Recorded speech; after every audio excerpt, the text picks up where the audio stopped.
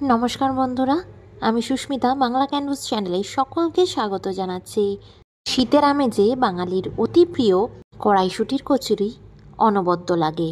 সাথে যদি হয় আলুর দম বা ফুলকপি আলুর তরকারি, যেটা একটু মাখো মাখো। আমার আজকের রেসিপি বাঙালির অতি প্রিয় গরম গরম কড়াইশুঁটির কচুরি। আসুন দেখে নেওয়া যাক আমি কিভাবে বানাই পুড়ে ঠাসা কড়াইশুঁটির কচুরি। কড়াইশুঁটি কচুরি বানানোর জন্য প্রথমে কড়াইশুঁটি ছাড়িয়ে নিচ্ছি আর ছাড়িয়ে একটা পাত্রে নিয়ে নিয়েছি। শীতকালে বাজারে খুবই ফ্রেশ মটরশুঁটি পাওয়া যায়, আর এই ফ্রেশ কড়াইশুঁটি দিয়ে কিন্তু ভালো কড়াইশুঁটি কচুরি তৈরি করা যায়।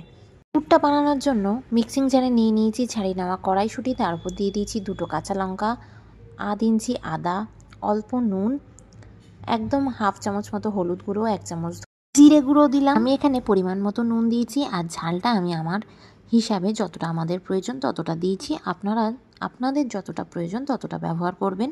আমি একটা খুব সুন্দর মিহি পেস্ট তৈরি করে নিয়েছি। এবার কড়াইতে তেল দিয়ে দিয়েছি, তেল গরম হয়ে গেছে। রিফাইন তেলেই রান্নাটা করছি। তেল গরম হতে আমি দিয়ে দিয়েছি একদম হাফ টিস্পুন মতো হিং। হিংয়ের গন্ধটা কিন্তু খুবই ভালো লাগে কড়াইশুঁটির কচুরিতে। ফ্লেমটাকে লোতে রেখে 30 সেকেন্ড মতো হিংটাকে ভেজে নিয়েছি। তারপরে দিয়ে দিয়েছি এর মধ্যে পেস্ট করে রাখা কড়াইশুঁটি। ফ্লেমটাকে লোতে রেখে খুব ভালো করে পুরটাকে এভাবে ভেজে নিতে হবে। আমি ফ্লেমটাকে লোতে রেখে ক্রমাগত এইভাবে পুরটাকে নাড়িয়ে চাড়িয়ে গেছি যাতে ভালো করে পুরটা কষানো হয়। এবার এর মধ্যে আমি পরিমাণ মতো চিনি দিয়ে দিলাম। এখানে 1.5 চামচ মতো চিনি অ্যাড করেছি। পুর কষাতে কিন্তু একটু সময় লাগে, 5 থেকে 7 মিনিট ধরে এইভাবে আমি ক্রমাগত নাড়িয়ে চাড়িয়ে গেছি।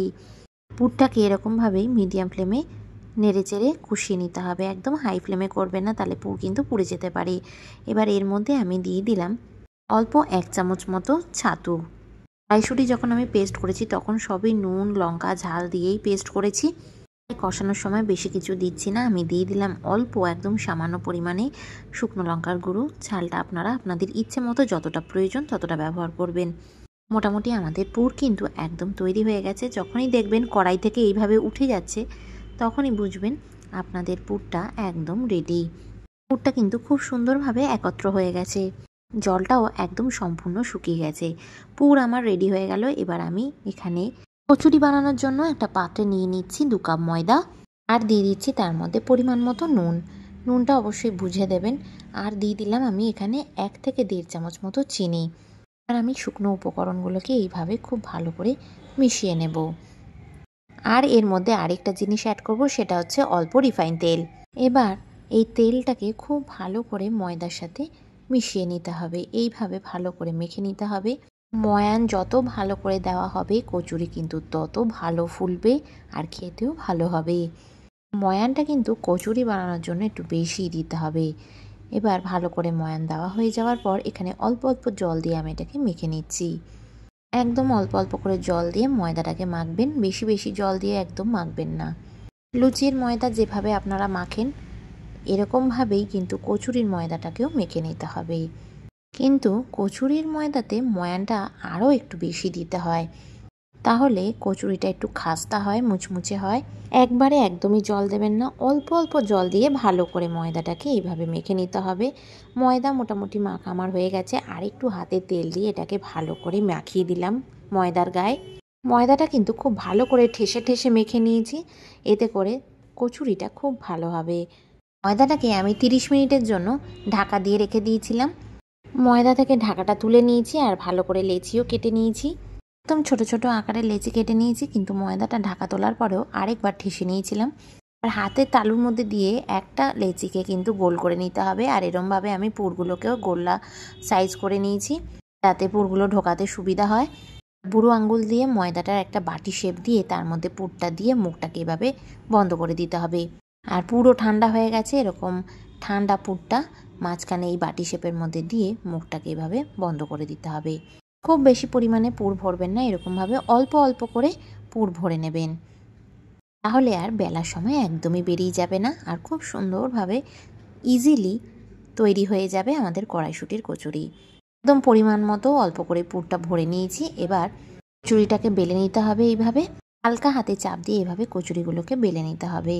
আপনারা চাইলে এরকমভাবে অল্প ময়দা দিয়েও বেলতে পারেন, আবার হালকা তেল দিয়েও বেলে নিতে পারেন।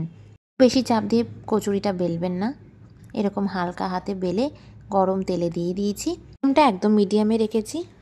একদম বেশি চাপ দিয়ে করলে কিন্তু পুরটা বেরিয়ে আসবে, তাই হালকা হাতে বেলে নেবেন। গরম তেল কচুরির ওপরের দিকে এইভাবে দিয়ে দিলে ভালো করে কচুরিটা ফুলে ওঠে। আমি এইভাবে আপনাদের আরেকটা হালকা হাতে কিভাবে বেলতে হয় সেটা দেখিয়ে দিচ্ছি। আরেকটা বেলে নিলাম আর এরকম গরম তেলে দিয়ে দিচ্ছি।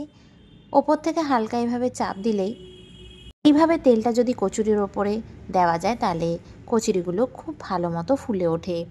তাতে করে কচুরি খুব ভালো মতো ফুলে ওঠে, আর ফোলা কড়াইশুঁটির কচুরি খেতে তো দারুণ লাগে। এক পিঠ ভাজা হয়ে গেলে অন্য পিঠটা কিন্তু অবশ্যই ভেজে নেবেন। এইভাবেই সবগুলো এক এক করে বেলে আমি ভেজে নিয়েছি, আর সবগুলোই এভাবে ফুলে উঠেছে। পিঠই খুব ভালো করে ভাজা হয়ে গেছে, ফ্লেমটাকে একদম লোতে রেখেছি। সব কচুরিগুলো ভাজা হয়ে গেছে, একটা পাত্রে তুলে রেখেছি। এভাবে প্রত্যেকটা কচুরিকে ভেজে নিতে হবে, আর আমাদের সুস্বাদু কড়াইশুঁটির কচুরি একদম রেডি। আলুর দম বা গরম গরম ফুলকপি আলুর তরকারির সাথে কড়াইশুঁটির কচুরি সার্ভ করতে হবে। রেসিপিটা আপনাদের কাছে ভালো লেগে থাকলে অবশ্যই লাইক করবেন। চ্যানেলে নতুন হলে সাবস্ক্রাইব করার অনুরোধ রইল। পাশে থাকা বেল আইকনটা অবশ্যই প্রেস করবেন নতুন ভিডিওর আপডেটসের জন্য। আপনারা ভালো থাকবেন, সুস্থ থাকবেন। দেখা হবে আবার একটা নতুন রান্নার ব্লগে। টাটা।